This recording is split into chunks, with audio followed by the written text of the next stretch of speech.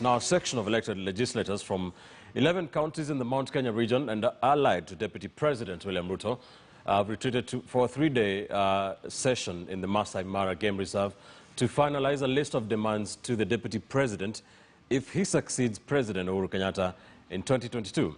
The leaders who formed two committees to further their agenda insist that economic recovery in the region and the political agenda ahead of next year's general election remain top of their demands. This happened even as former Prime Minister, ODM leader Raila Odinga, held a meeting with members of the Kikuyu Council of Elders, led by their chairman, Wachira Kiago, at his Karen home here in Nairobi. Our senior political reporter, Chris Sairo, has more. The scramble for the over 5 million votes from the Mt.Kenya region ahead of the 2022 general election continued to take shape as elected leaders from the region and allied to the Deputy President William Ruto retreated for a strategy meeting. Close to 30 elected leaders started their three-day retreat at the Masai Mara Game Reserve to review some of their demands to the Deputy President. We want to do a two-part negotiation. One that will begin with economic revival. Once we agree on the economic revival, then we can move to the next phase, which is the political interest. Who fits in? Is it person A, person B? To push through the implementation of that economic revival agenda.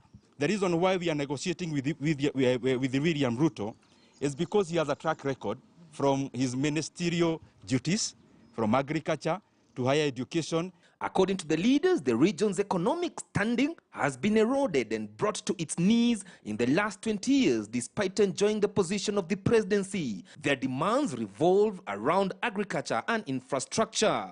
It is not business as usual, because it is usual business to sit here as politicians and negotiate with another political leader for political positions and for politics' sake, and what will be politically expedient to the candidate and even to us as political leaders. Tea and coffee farmers, to our traders and industrialists, have all suffered immensely under the supervised hands of monopolistic cartels, an unfair business environment, and business-insensitive directives from this government. But leaders opposed to the Deputy President dismissed the meeting, saying only President Uhuru Kenyatta can negotiate for the populous region. If there is any person to negotiate on behalf of Mount Kenya, it can never be any other person. It can only be His Excellency Uhuru Kenyatta or a person appointed by him to act on his behalf. So any other person purporting to speak on behalf of Mount Kenya, it's either misguided, is a person who is looking for selfish interest, like what we have seen in that group. I said it before, I will say it again. You can rent a Kikuyu, but you cannot buy a Kikuyu. Bottom line, they will still vote for their own people. The MPs are scheduled to meet the DP and make the demands known at the same venue. What is shocking is that they have already declared their support for that particular candidate. And then an afterthought came that now they need to give conditions. Very interesting. If their candidate of choice is Raila Odinga, the Kieleweke people should enter into talks with Raila Odinga and come and tell the people of Mount Kenya what they have negotiated, as we are in talks with William Ruto. Those who want to enter in talks with Gideon Moi, they are free to do so. But they should not be concerned about our talks with a candidate they have already said on record that he is not going to be around in 2022. And in Nairobi, former Prime Minister and ODM party leader Raila Odinga held a meeting with members of the Kikuyu Council of Elders, led by their chairman Wachira Kiago. On his official Twitter handle, Raila indicated that the conversation was about moving our country forward and not on a patchy path of tribal lines. We are usually very regimental in the way we do our things. We have our leader, we have the Council of Leaders, and since time immemorial, before we engage, or before the community engaged or undertaken any major activity, there is always consultation. People sit, agree, and in the morning, they move as a team. With the exit of President Uhuru Kenyatta after the 2022 general election, the region is yet to decide on who will succeed. Thank you, Chris. With me in studio this morning, lawyer and political analyst Ishmael Nyaribo. Lawyer Kenneth Chesa, communication strategist Mark Bichacha, now joining us is a political editor here at the Standard Group, Roslyn Obala. Roslyn, welcome to the show. Let me begin with you this time. The hunt for the Central Kenya vote, gaining much momentum, as we are seeing from that three-day retreat in the Masai Mara, and Raila Odinga hosting the Kikuyu Council of Governors, Council of Elders, rather. What are you getting from this? Thank you, Ben. It's just like what you've said, that the scramble for the vote-rich Mt.Kenya region is gaining momentum. And you can look at, in terms of even the leadership now coming up with demands that they are putting on the table. But Ben, Kenyan politics, one day is a long time in Kenyan politics. At a time, we are also garnering for the referendum that we are having the BBI bill in Parliament. But if you look at what the political class from Mount Kenya region has been talking about, they have been saying that they are yet to join pact with a presidential candidate that will give them the assurance that their interest will be taken into account. Now, the question that we are asking is this, that if you look at the leadership from the 11 counties affiliated to Mount Kenya that are meeting currently with the deputy president in Masai Mara, they are talking about economic empowerment. And they are saying that the political aspect of it will be discussed later. But we know that politics drive every agenda. So you cannot tell us that you're meeting over economic prospects when actually the sitting president is from the region. Now, what are you telling us when you say you are discussing economic aspects of this? Does it mean that they have lost faith in the current leadership and they're looking after what will come post-2022? Or is this just testing waters and seeing what is it for them in regards to the presidential candidates that have already thrown themselves in the ring? Now, if you look at it again, this is not the first time that Raila Odinga is meeting the leaders, the elders from Mount Kenya region. The other day, there was a delegation that went to the home of the former Kiamba MP, Paul Koinange. And it was led by the political class from Luo Nyanza and also the leadership of the region. I know next week, again, the leadership of Luo Nyanza and that of Kikuyu elders will be heading to Migori for the burial of the former Luo Council of Elder official. So if you look at this, there are two aspects. There is the two communities of the Luos and Kikuyus trying to come up together. And there is also the other faction that, apart from hiding in this big aspect of economic empowerment, are also negotiating on the table that what is it for them.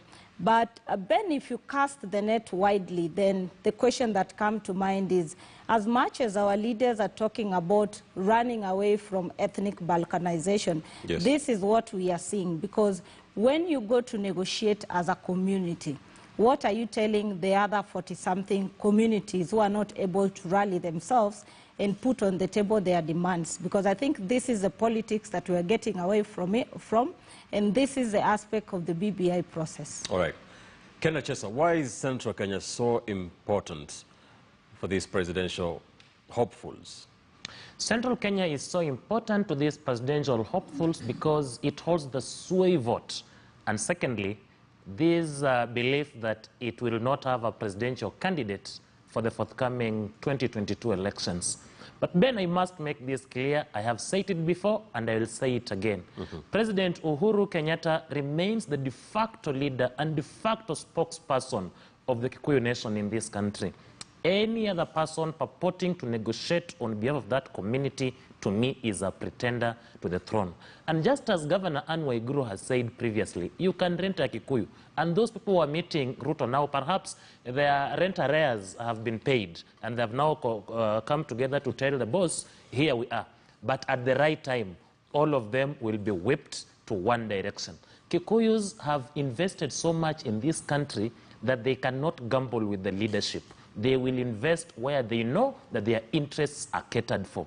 When you look at the theme of the meeting between Ruto and MPs, one statement is coming out revisiting Kibaki's economic journey. They are trying to tell us that from 2013, President Kenyatta has not done anything within the Kikuyu community worth revisiting. According to Kinandindi Nyoro and Kimani Ichung'wah, the Kikuyu nation stopped developing immediately Kenyatta took over. And to them, when Ruto takes over in 2022, they'll then pick from 2013, from where Kibaki left, so that they develop their nation, which is very wrong. This is yet another battle that the DP has just picked with the head of state. All right. Ishmael, another thing that we have seen coming from that retreat is the fact that the MPs want to focus, or they say they want to focus on economic recovery, and then now they will align themselves with the right political presidential candidate. Do you buy that? And what is your take on this sort of political horse trading? Yeah, you know, who is talking? When you look at the gentlemen who are leading their group to the deputy president's meeting at the Masai Mara, who is talking? You look at their age group, who are they? And when you look at the Kikuyu, they are such a strong, you know, closely knit community. And I believe Anwar Guru more than I can believe those younger leaders. So the younger leaders, of course, you know, young and restless. They are interested in, you know, philosophies and ideals and saying, oh, we want to better the economic status of the people. But look at those businessmen and old political people who have, you know, brought the Kikuyu nation to where it is today. Are they complaining? I think that's where the catch is. Are they complaining? These are the same people now who strongly are standing behind the president and Raila Odinga. Therefore, I believe that the fact that William Ruto has managed at least to get into his side a few of those Kikuyus to complain and go back and support the deputy president, he, as a deputy president, by the way, or a person coming from outside the Mt.Kenya, he has really tried. You know, we should be honest and say he has done his bit. But in terms of whether Kikuyus will actually go and listen to William Ruto, or whether Kikuyus will go and listen to Raila Odinga, that, as the governor for Kirinyaga has said, it is not possible. Therefore, who is going to lead them to either of the candidates? Like Ichung'wah is saying, they have said there, they are saying like, you go and have a discussion with Raila Odinga if you want. You go and have a discussion with whoever you want to have to, but we have to have our discussions with William Ruto. So who finally really will be listened to? I am very sure, Ben, and we can check this later on after the referendum, that everybody in Mount Kenya will listen to Uhuru Kenyatta. There is no other way about it. And you see, they're trying to build bridges, which probably was spoiled since the 1963. They are trying to pick the positive aspects so that Kikuyu and the Luo nation come together. So, and when you bring communities together, really, to be honest, you don't go to the young people and say, how do we come together? You go to the old folks, and they agree these are, you know, so our cultures, and this is how we want to go. In your opinion, the ODM leader, Raila Odinga, has a better approach? From what I'm getting. It's a very interesting question, Ben, but the truth is Uhuru Kenyatta has a final best approach. Okay. But in terms of Raila Odinga, if they stick together with Uhuru Kenyatta, then post-referendum in 2022 is not a big question. All right, tell me this, Ishmael, before I go to Mark Bichacha. Do you buy, we've heard from some of those allies of the DP, you know, trying to quote or refer to his track record as a cabinet minister.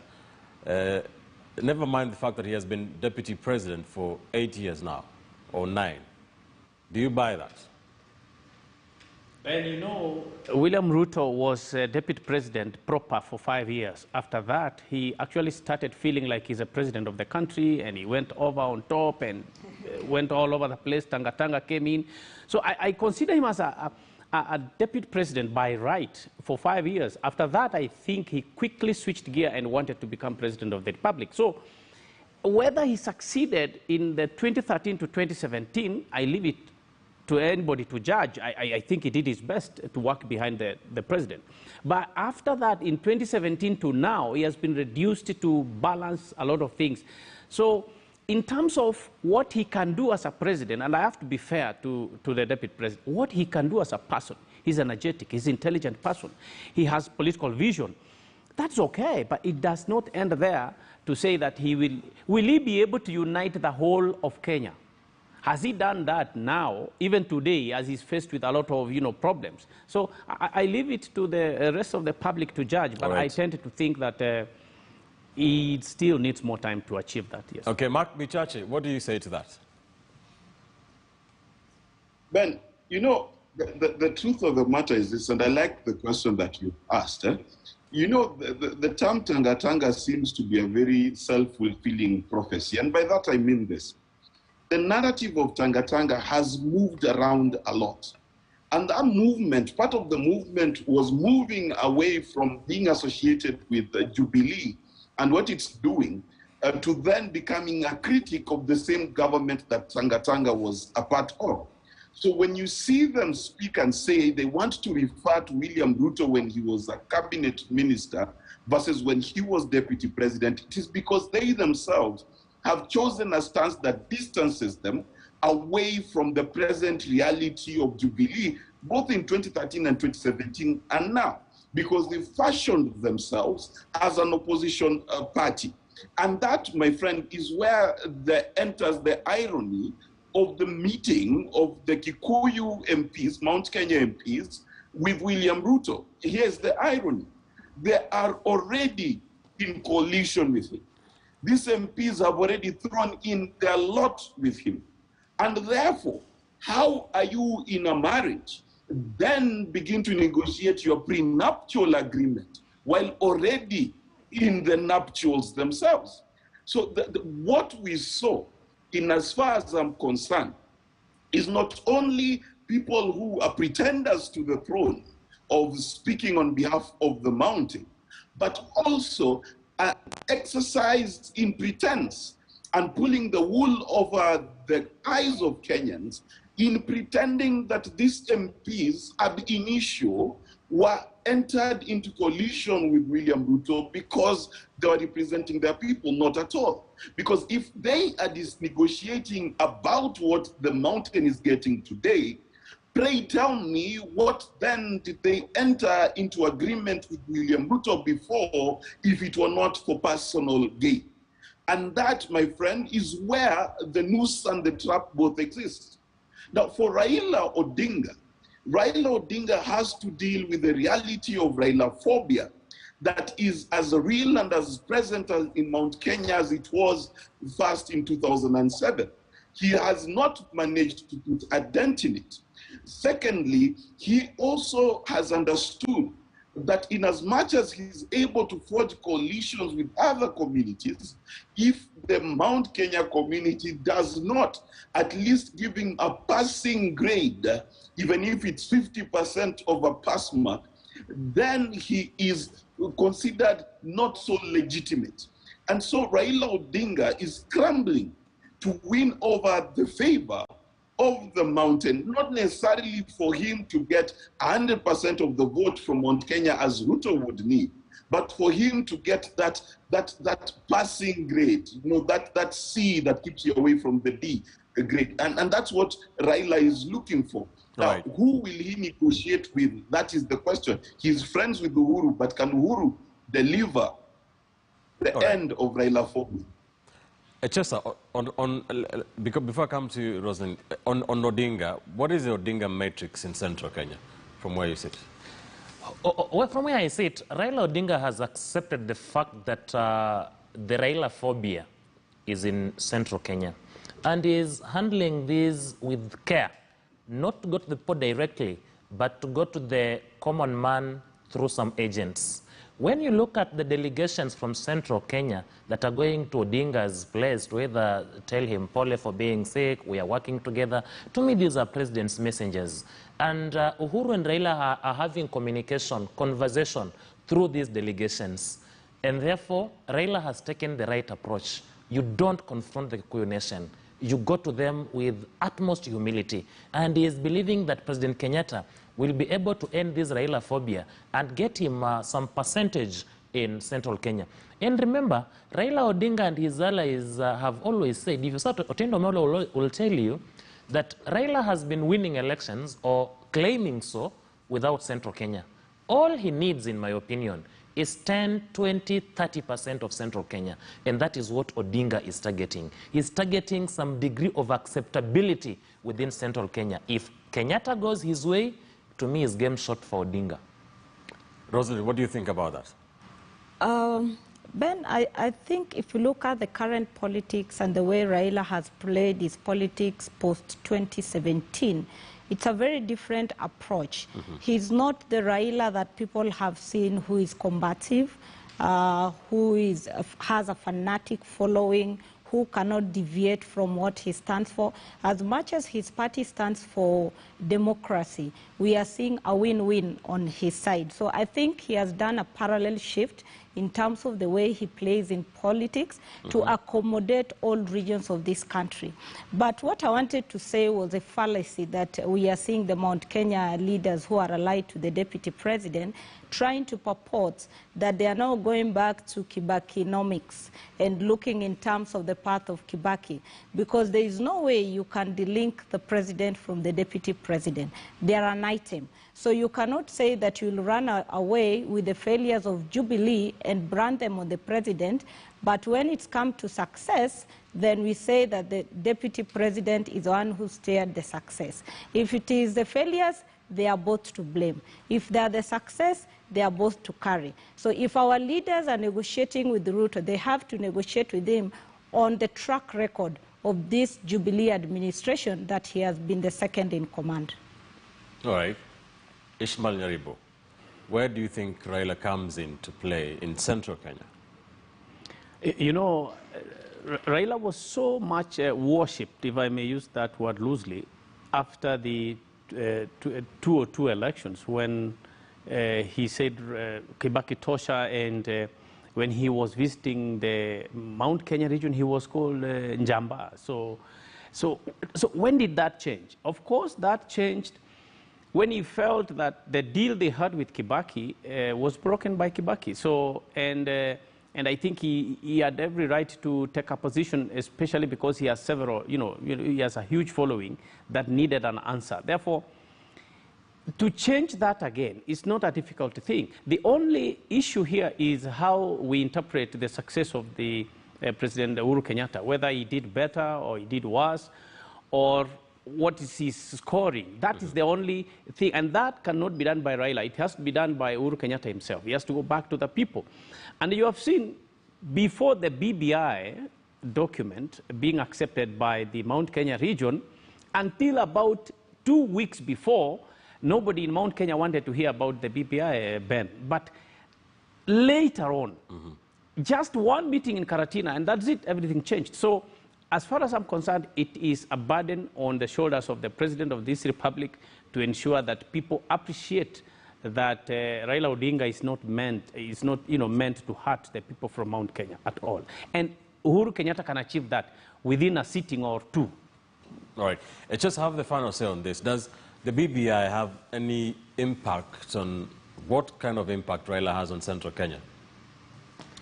The BBI, I think, will be a culmination of the handshake between President Kenyatta and Raila Odinga. Right. Remember, BBI is President Kenyatta's pet project. If it succeeds, according to President Kenyatta, he will succeed and he will leave behind a united nation.